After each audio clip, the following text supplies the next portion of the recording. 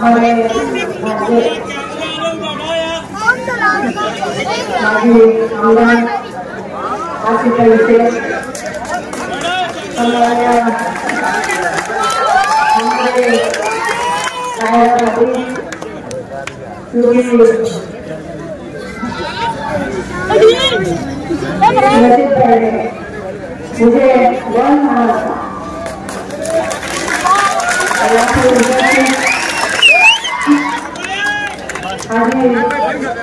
मुझे रहने वाले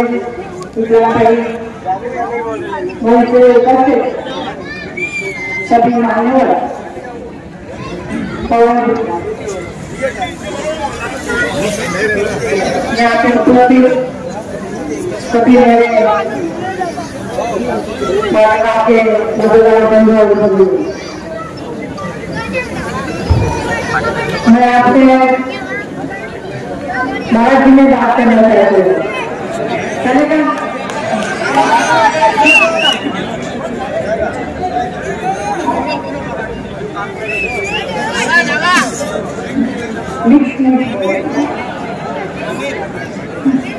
हमारा लोकसभा की उम्मीदवारी मुझे कांग्रेस पक्ष से महानेता बनाया इंडिया आने की तरफ से मुझे जिम्मेदारी मिली है और ये उम्मीदवारी मैंने आपके भरोसे से मैंने दी है। मुझे पूरी उम्मीद है, मुझे पूरा विश्वास है कि आपकी दुआ और आपका मतदान मुझे जरूर मिलेगा और हम सब बीजेपी के हराने में कामयाब होंगे।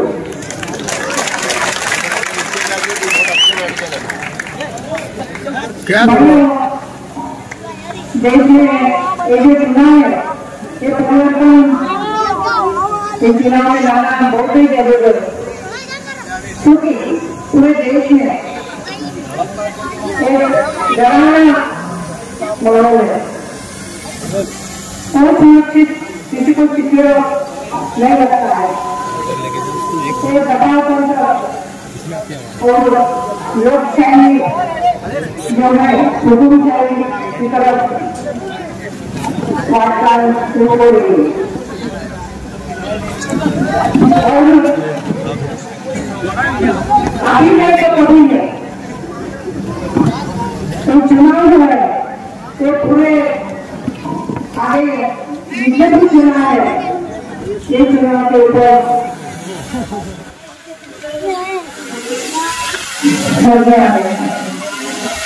क्योंकि 10 साल बीजेपी ने जो वादे किए थे उसमें से एक ही वादा पूरा किया है। महंगाई बढ़ती जा रही है और जो हमारे युवा है उनको कहीं पे भी नौकरी नहीं है, वो बेरोजगार है। ये बीच में आ रही है, उनकी तरक्की के लिए हमें महानेता संगठन के उम्मीदवार चुनते हैं। गैस सिलेंडर के भाव बढ़ रहे हैं, पेट्रोल डीजल के भाव बढ़ रहे हैं और यहाँ पे किसान जो है उनके जो फसल है उनको भी भाव मिले। हमारे मालेगांव जिले में बहुत सारे प्रश्न है। 10 साल में किसी ने खासदार बिजली नहीं देखा है, किसी ने देखा है?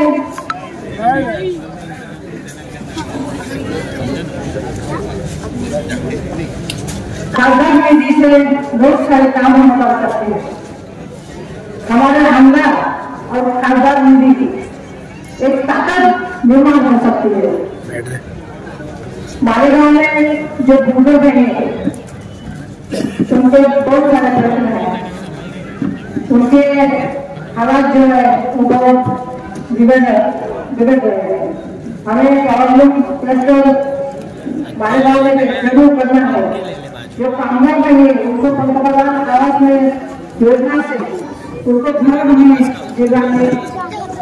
दिलाने हैं। और जो हाईवे पे ब्रिज है वहाँ पे सर्विस रोड होना बहुत जरूरी है कि बहुत सारे एक्सीडेंट वहाँ पे होते हैं। मैं आपको मराठी में दो शब्द बोलती हूँ। आशीष भाई मैं थोड़ा सा एक मिनट। मालेगांव की मी सून आहे, मालेगांवची कन्या आहे।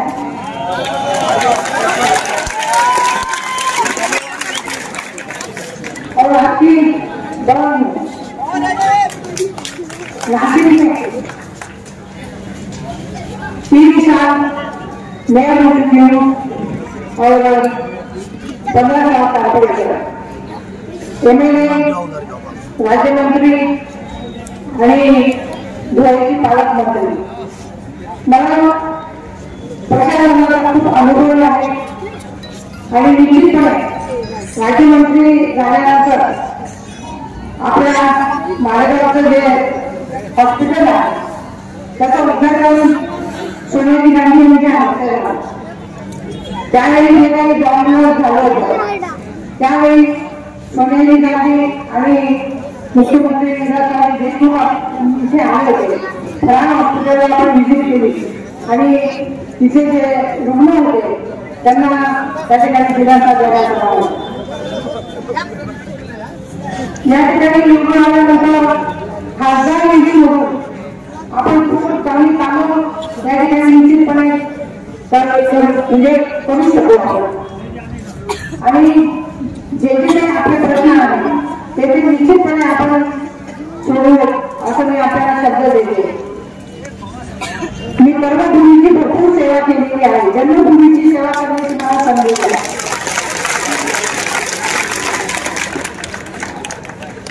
महाविकास आघाडी जेव्हा सत्तेत होती त्यावेळी 5% आरक्षण महाराष्ट्राला गेलं होतं।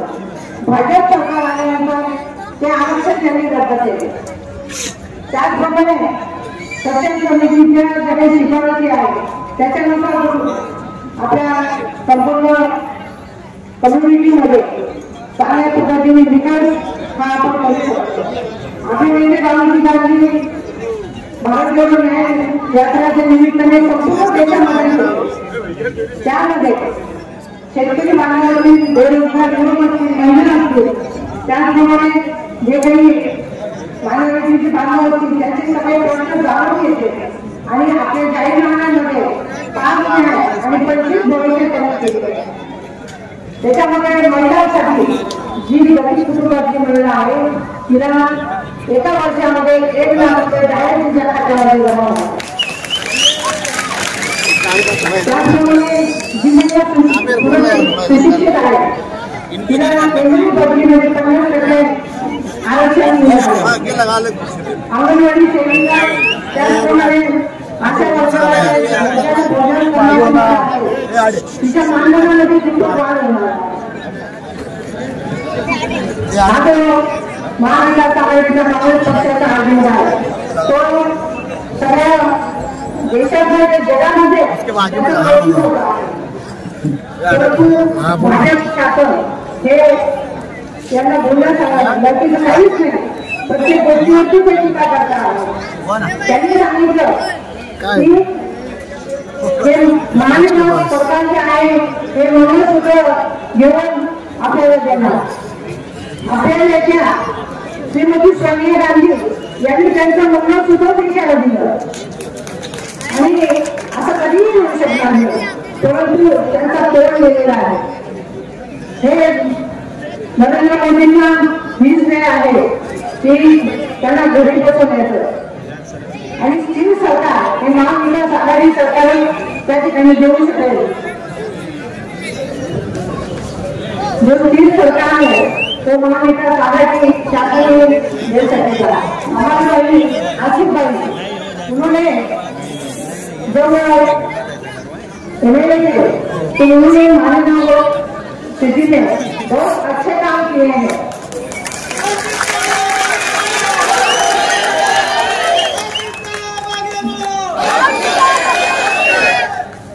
और इसके सारे आप यहाँ पे इकट्ठा हुए हैं, तो उनके मार्गदर्शन पे ये सब सभा यहाँ पे आयोजित की है। मैं आपको ज्यादा मैं बात नहीं कर सकती, लेकिन एक मैं विनती करती हूँ, तो बीजेपी सरकार सीए और एनआरसी कायदा लागू करने वाली है। कांग्रेस पक्ष इसके खिलाफ है और महाविकास आघाड़ी की सरकार आने के बाद ये कायदा जरूर नहीं होगी। और अपना जो जिला मामला है वो तो उसका मैं वहाँ पे वक्त में आपको साथ दूंगी। जितने भी आपके प्रश्न है मैं जिस जान से मैं पूछ रही मेरी सभी भाइयों और बहनों से मेरी विनती है कि एक चुनाव में 100% वोटिंग होना चाहिए, क्योंकि हम मतदाता है, ये हमको सिद्ध करना है कि हम देश के नागरिक हैं। तो मैं यहाँ से विनती करती हूँ कि ये चुनाव में 100% आप वोटिंग करना है। मैं फिर से आपको विनती करती हूँ, 20 तारीख चुनाव है, 20 तारीख को अपना बहुमूल्य वोटिंग पंजाब निशानी का बटन दबा के आप कीजिए। धन्यवाद, शुक्रिया, खुदा।